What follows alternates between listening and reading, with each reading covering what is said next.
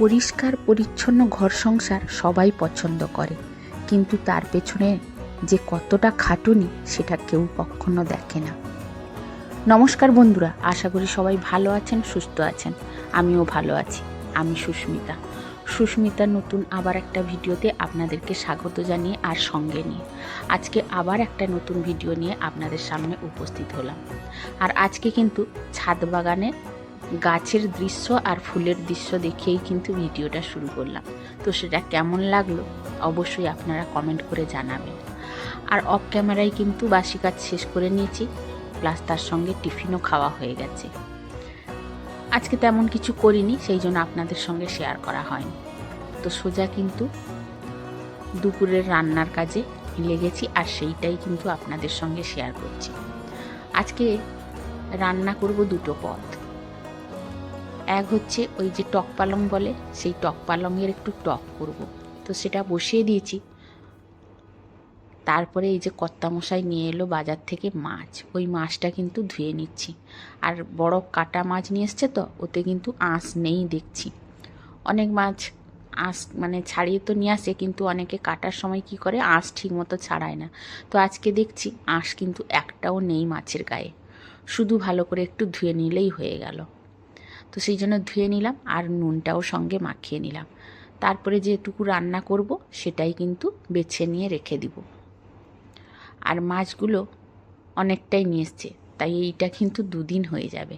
কারণ আমার বাড়িতে মানে মাছ এক পিসের বেশি কেউ খায় না, আর আমাকে না এই কাটা পোনা খেতে কিন্তু খুব একটা ভালো লাগে না। সত্যি কথা বলতে কি, আমি নোনা মাছটা একটু বেশি পছন্দ করি।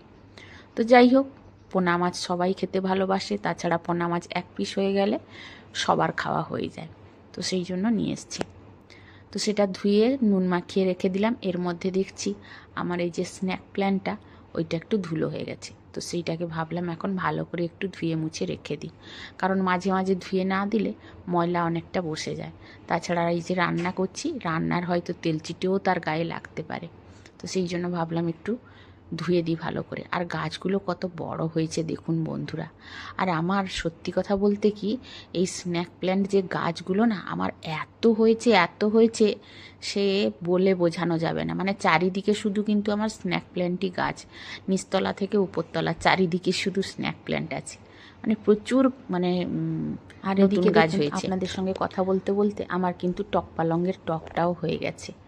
মশলা কিছু দিনই প্লেনই করেছি, আজকে একটু কচু দিয়ে, বেগুন দিলে ভালো হয়, তবে বেগুন দিয়ে খেতে আমাকে ভালো লাগে না, তাই জন্য কিন্তু আমি প্লেনই করেছি। আর এই গরমের সময় এরকম হালকা হালকা টক কিন্তু খেতে খুব সুন্দর লাগে।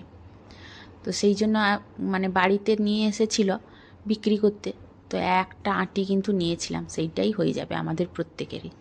তো তারপরে দেখছি কিন্তু সর্ষের তেলটা কিন্তু বাড়ন্ত হয়ে গেছে, তো প্যাকেট কেটে সেটাও কিন্তু আমি কৌটোর মধ্যে ঢেলে নিচ্ছি। এই কৌটোয় পুরোটা ধরবে না, আর একটা কৌটোয় রাখবো, সেটা কিন্তু ধোয়া হয়নি এখনও। তো সেটা ধুয়ে নিলে তারপরে জলটা শুকিয়ে ওর মধ্যে কিন্তু বাকি তেলটা ঢেলে দিব। আর আমি কিন্তু সত্যি কথা বলতে কি, সংসার খরচা বাঁচাতেই কিন্তু দুটো তেল কৌটো ব্যবহার করি। কারণ মানে বড় কৌটো যেটা আছে সেটা কিন্তু তেল ঢালতে গেলে অনেকটাই ঢালা হয়ে যায়, আর সেই জন্য আমি এই ছোট কৌটোতে ঢেলে রাখি সব সময়, দিলে অল্প অল্প খরচা হয়। তো তারপরে দেখুন এই মাছগুলোও ভেজে নেব। আর মাছগুলো এতটা টাইট মাছটা খুব ভালো জানেন। তো সেই জন্য তাকে কিন্তু নুন হলুদ দিয়ে ভাজা করে নিচ্ছি হালকা, তারপরে একটা ঝোল করব, হালকা পাতলাই ঝোল করব। ওই আলু পটল দিয়ে কিন্তু একটা হালকা পাতলা ঝোল করব। কারণ আর এর মধ্যে মশলা বলতে ওই রেগুলার বেসিসে যে মশলাগুলো দেওয়া হয়, পেঁয়াজ, আদা, জিরে আর ধনে দিয়ে, এই চারটে মশলা দিয়েই কিন্তু আমি বেটে ঝোলটা করছি।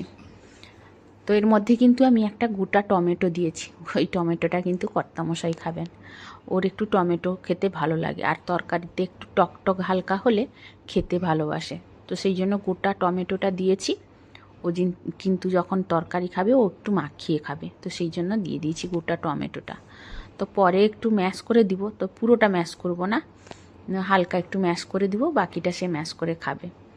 তো এতে কিন্তু তরকারির টেস্টটা কিন্তু আলাদা হয় বন্ধুরা। এবার কিন্তু আমার পুরোপুরি মশলাটা কষানো হয়ে গেছে, জলটা কিন্তু এবার দিয়ে দিব। জলটা দিয়ে ঝোলটা ফুটতে দিব, তার মধ্যে কিন্তু আমি আর একটা কাজ করব। আর সেটা কি করব আপনারা দেখতে থাকুন বন্ধুরা, আশা করি ভালো লাগবে এবং বুঝতেও পারবেন। এটা কি জানেন, এটা হচ্ছে ওই যে ভাতে যখন জল ঢেলে দেওয়ার পরে যে পান্তা ভাতটা থাকে, ওইটা কিন্তু পচে যায়, মানে গন্ধ হয়ে যায় গরমের সময় 2-3 দিন থেকে গেলে। তো সেটাও আমার তাই হয়েছে, এটা খাওয়া যাবে না। তো সেই জন্য আমি এটা ভালো করে মাখিয়ে নিয়েছি, একদম চটকে দিয়েছি বলতে গেলে। তো এইটা কিন্তু আমি গাছের গোড়ায় দেবো, আর এটা গাছের গোড়ায় দিলে কিন্তু অনেক উপকারী বন্ধুরা এটা। তো সেই জন্য আমি কিন্তু ফেলে দিই না কখনো, আমি কিন্তু গাছের গোড়ায় দিয়ে দিই। তো সেটা দিয়ে আসার পরে দেখছি যে ঝোলটাও হয়ে গেছে, তো ঝোলটাও নামিয়ে দিলাম। আর ঝোলটার কালারটাও কত সুন্দর হয়েছে দেখুন। আর দোকানের বাচ্চাগুলো বলছে, কাকিমা যাই বলো তাই বলো, তোমার হাতের ঝোলটা কিন্তু খুব সুন্দর হয়। তো যাই হোক, তারা বলেছিল বলে আপনাদের সঙ্গে একটু শেয়ার করে নিলাম। তো তারপরে আপনাদের সঙ্গে একটা টিপস আমি শেয়ার করব। আর সেটা কি দেখুন, এটা হচ্ছে ওই যে রান্নাঘরে, আমরা তো সারাদিনে অনেকক্ষণই রান্নাঘরে থাকি, আর রান্নাঘরটা বলতে গেলে কিন্তু অনেকটাই নোংরা হয়, মানে কালো পায়ে নোংরা হয়। তারপরে হচ্ছে ওই যে সারাদিনে হাঁটাহাঁটি তো আমরা রান্নাঘরেই বেশি করি, তাই না? তো সেই জন্য কিন্তু মাঝে মাঝে ডিপ ক্লিনও করতে হয়। আর আমার মেঝেটা যেহেতু এটা ম্যাট টাইলস দেওয়া আছে, ওই জন্য কিন্তু নোংরা বেশি হয়। তো আমি কিন্তু হারপিক দিয়ে আগে ওই স্কচ ব্রাইটটা দিয়ে কিছুক্ষণ, ওই লাঠি দেওয়া স্কচ ব্রাইটটা দিয়ে ঘষে কিছুক্ষণ রেখে দিব, 10-15 মিনিট কিন্তু রেখে দিলে হয়ে যাবে। তারপরে ওই হাতে স্কচ ব্রাইট দিয়ে ভালো করে ঘষে নিব, দিলে কিন্তু একটু ঘষলেই ওই যত মেঝের ময়লা ধুলো আছে সব কিন্তু উঠে আসবে। তবে হ্যাঁ, এখানে একটা সেফটি গ্লাভস কিন্তু পরা জরুরি আছে, না হলে কিন্তু ওই হারপিকের অ্যাসিড ভাবটা হাতে লেগে গেলে স্কিনের প্রবলেম হয়ে যায় অনেকের। আর যেহেতু আমার গ্লাভসটা নষ্ট হয়ে গেছে, তো সেই জন্য আর আনা হয়নি। তো আমি কিন্তু খুব সাবধানতার মধ্যে ক্লিন করে নিচ্ছি। সাবধানতা এখানে অবশ্যই অবলম্বন করতে হবে, না হলে যদি ওই অ্যাসিড হাতে লেগে যায়, কারণ এতে তো অ্যাসিডের ভাগ থাকে, হাতে লেগে গেলে কিন্তু স্কিনের সমস্যা হয়। তো যাই হোক, আমার একটু একটু মানে জ্বালা করছিল, যেহেতু আমি হাতে গ্লাভস পরেছিলাম না। তো সঙ্গে সঙ্গে কিন্তু আমি ধুয়ে পরিষ্কার করে নিয়েছি হাতটা। তো এই যে দেখুন, মেঝেটা পরিষ্কার করে নিতে কত সুন্দর লাগছে। তারপরে কিন্তু সঙ্গে সঙ্গে ওই মপ দিয়ে ভালো করে মুছে নিতে হবে। তো আমিও করে নিয়েছি। আর তারপরে সোজা চলে এসেছি বেডরুমে। মানে কর্তামশাই তো বিছানাটা তুলে দিয়ে যায় প্রতিদিন এখন, কিন্তু বিছানাটা ঝাড়া হয় না ভালো করে। আর কি বলুন দেখি, ও কিন্তু কোনো পর্দাই খুলে যায় না, যেহেতু পাশে বাড়ি আছে ওই জন্য খুলতে চায় না। তো গরমের দিন এলো এখন, আমি কিন্তু এলেই পর্দা খুলে দিই। তো আমি দুটো খুলছি না, এক সাইডই খুলছি। তারপরে এই যে ভালো করে বিছানাটা ঝেড়ে নেব।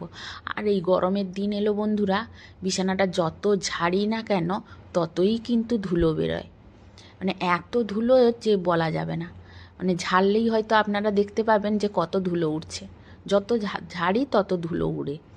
তো যাই হোক, এটা কিন্তু আমার পক্ষে সম্ভব না তুলে মানে ছাদে ফেলা, আর ছাদে গাছ আছে বলে পাতানোর মতো ঠিক মতো জায়গা নেই, সেই জন্য ছাদেও নিয়ে যাই না।